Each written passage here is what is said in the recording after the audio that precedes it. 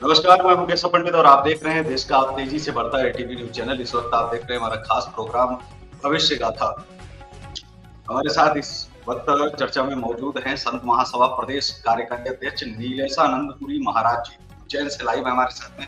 बहुत बहुत स्वागत है महाराज जी आपका चैनल पर।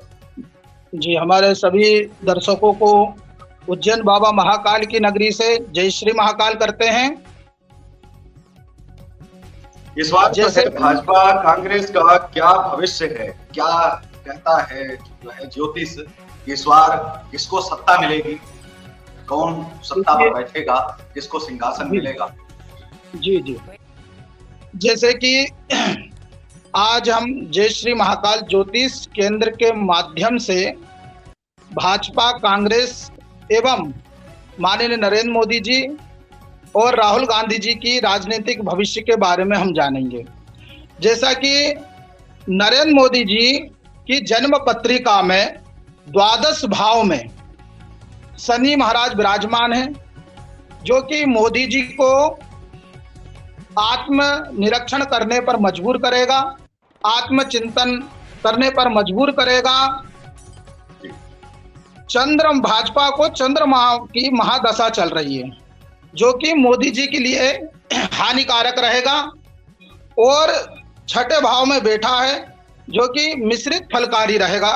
कहीं कहीं इनको चंद्रमा दशा के कारण इनको कहीं कहीं पर असफलता भी महसूस नजर आएगी। और वहीं देखा जाए बुध, मंगल, शनि और गुरु में संबंध बन रहा है। तीनों ग्रह वक्री है, अतः भाजपा को कड़ा परिश्रम करना पड़ेगा।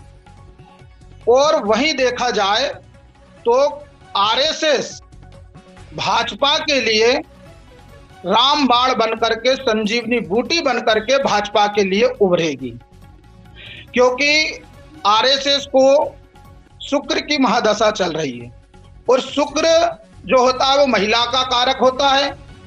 तो उधर भाजपा को बुध दशा और इधर आरएसएस को शुक्र दशा चल रही है। तो इस कारण से भाजपा को महिलाओं का भरपूर सहयोग मिलेगा, और युवाओं में भी भाजपा के प्रति विजयश्री के उत्साह रहेगा। और आरएसएस जो है, आरएसएस की भाजपा के लिए अहम भूमिका रहेगी। ये कह सकते हैं कि भाजपा को 2024 के चुनाव में यदि विजयश्री दिला सकती है तो वो है आरएसएस। तो आरएसएस की विशेष भूमिका रहेगी।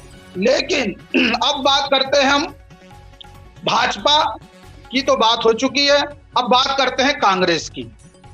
तो कांग्रेस में भी ये रहेगा कि राहुल गांधी और प्रियंका गांधी जी के प्रयासों से कांग्रेस को इस बार अच्छा लाभ होने वाला है, और संसद में संसदों की वृद्धि होगी, और विपक्ष मजबूत रहेगा, क्योंकि राहुल गांधी जी की राशि है तुला और प्रियंका गांधी जी की राशि है कन्या।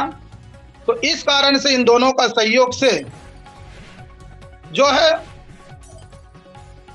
कांग्रेस मजबूती स्थिति में रहेगी और विपक्ष मजबूत रहेगा। और प्रधानमंत्री नरेंद्र मोदी जी का प्रभाव बढ़ेगा।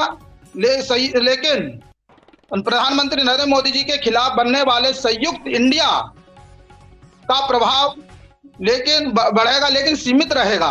कांग्रेस प्रभावशाली स्थिति में रहेगी, और अपने अपने क्षेत्रों में जो राजनीतिक दल है अपने अपने राज्यों में अधिक सफल रहेंगे, और वो भी अच्छी स्थिति में अपने संसदों में वृद्धि करेंगे। यह है 2024 का माननीय प्रधानमंत्री नरेंद्र मोदी जी का राजनीतिक भविष्य और राहुल गांधी जी का राजनीतिक भविष्य है। अच्छा, एक सवाल हमारा आपसे कि इस बार जब आप राहुल गांधी जी का देख रहे हैं तो राहुल गांधी तो प्रधानमंत्री का चेहरा ही नहीं, प्रधानमंत्री का चेहरा है मल्लिकार्जुन खड़गे जी। तो मल्लिकार्जुन खड़गे की राशि क्या कहती है? मल्लिकार्जुन खड़गे का राजनीतिक भविष्य क्या कहता है? कि राष्ट्रीय अध्यक्ष भी हैं और उनको चेहरा जो है बनाया जा रहा था, क्योंकि राहुल गांधी तो केवल भूमिका वही निभा रहे हैं कांग्रेस में जो अमित शाह जी निभा रहे हैं भारतीय जनता पार्टी। योगी जी निभा रहे हैं जो भारतीय जनता पार्टी में वही भूमिका में खड़े हैं। तो मुझे लगता है कि मल्लिकार्जुन खड़गे का भविष्य जो है वो देखना ज्यादा बेहतर होगा। कांग्रेस का भविष्य क्या कहता है वो मल्लिकार्जुन खड़गे से ही तय शायद जो है हो पाए, क्योंकि राष्ट्रीय अध्यक्ष भी वो है और पीएम चेहरा भी उनको जो है कहीं ना कहीं उनको माना है जी विपक्ष ने। तो मल्लिकार्जुन खड़गे की राशि क्या कहती है जी? देखिए, मल्लिकार्जुन की राशि है जो सिंह राशि है, और सिंह राशि के कारण उनको कहीं ना कहीं अभी राहु की दशा भी चल रही है, केतु की दशा चल रही है, तो असफलताएं उनको मिलेगी, हताश निराश रहेंगे वो।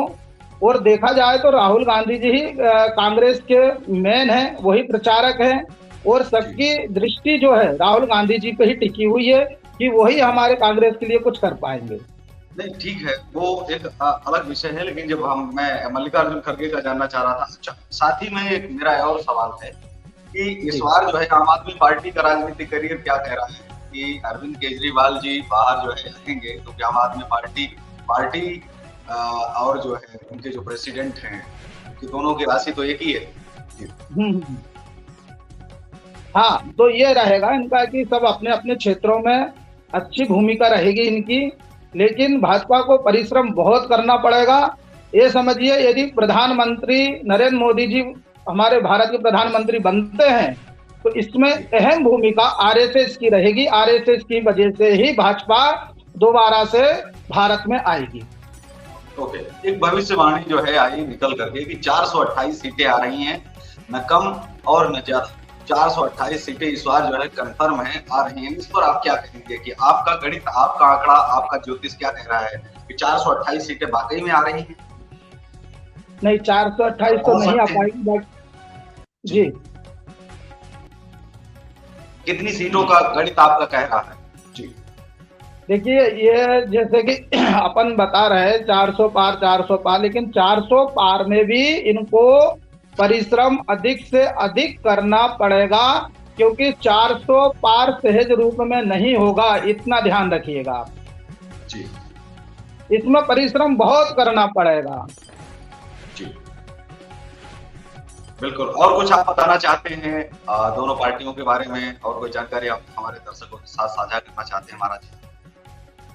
जी, हम तो यही कहेंगे कि सभी को शुभकामनाएं हैं जो, और देखिए, श्री विजय श्री जीत और हाथ देवादिदेव महादेव महाकाल के हाथ में है, और हम सभी के लिए शुभकामनाएं देते हैं और कामना करते हैं क्योंकि देखिए सभी अपने अपने राजनीतिक क्षेत्रों में कहीं ना कहीं मेहनत कर रहे हैं, तो महाकाल जिसकी सुनेंगे उसका कल्याण करेंगे फिर। और विशेष आरएसएस सवाल और है हमारा जी, जी कहते हैं कि भारत के अंदर जहां संतों का आशीर्वाद है जिसके साथ, वही जो है इस देश पर राज करता है। तो संतों का आशीर्वाद किस तरफ जो है इस बार जा रहा है? उज्जैन किस तरफ जा रहा है? महाकाल की नगरी जो है कहाँ आशीर्वाद किसे दे रही है? जी, देखिए, हमारा तो एक ही नारा है, जो सनातन का काज करेगा वही देश पे राज करेगा। और अभी अपन जानते हैं कि हमारा सनातन धर्म किस ओर जा रहा है, और सनातन कितनी वृद्धि कर रहा है, और हमारे जो धार्मिक स्थान है उन धार्मिक स्थानों पे भी वृद्धि हो रही। जैसे कि अभी हमारे बाबा महाकाल की नगरी उज्जैन में कॉरिडोर बना हुआ है, और जब से कॉरिडोर बना हुआ है आम जनता भी बहुत प्रसन्न है, और उनकी रोजी रोटी भी चल रही है, उनका व्यापार भी चल रहा है, परिवार भी चल रहा है, एक कॉरिडोर के कारण। नहीं तो पहले महाकाल में सिर्फ 2-4-10 दुकानें फूल फुलवार की लगती थी, जिनके कारण कुछ परिवार ही चल पाते थे। और आज देखा जाए कि महाकाल बाबा की नगरी में कॉरिडोर जो बना हुआ है, इससे बड़ी बड़ी होटलों का संचार हो रहा है, बड़ी बड़ी दुकानें लगी है, फूल प्रसाद की दुकानें लगी है। तो हम तो जो सनातन का कार्य करेगा और जो हमारे धार्मिक स्थानों में वृद्धि करेगा उसके साथ है। बिल्कुल। तो हमारे साथ में चर्चा में मौजूद थे नीलेश महाराज जी, जिन्होंने बताया कि भाजपा और कांग्रेस की जो है टक्कर तो कांटे की है ही, मेहनत दोनों को करनी पड़ेगी। हालांकि निराशा किसके हाथ लगती है आने वाले भविष्य में ही पता चलेगा, लेकिन भाजपा के लिए आरएसएस जो है वो रामबाण साबित होगी। तो इस कार्यक्रम में बस इतना ही, हमें दीजिए इजाजत। नमस्कार, और आप देखते रहिए देश का तेजी से बढ़ता है टीवी न्यूज चैनल। जय हिंद, वंदे मातरम।